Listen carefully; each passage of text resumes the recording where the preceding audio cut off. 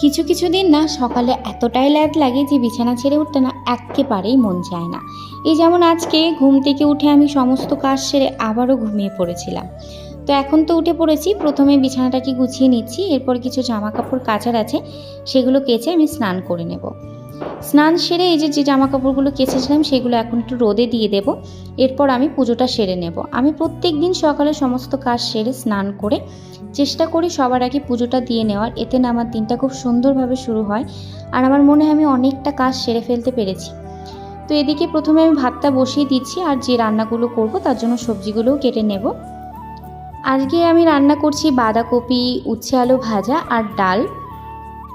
রান্নাটা প্রায় আমার শেষের দিকে, এদিকে রান্নাটা কমপ্লিট করে নিয়েছি। বিকালবেলা করেছিলাম চা, দুজনে মিলে একটু গল্প করতে করতে চা খেলাম।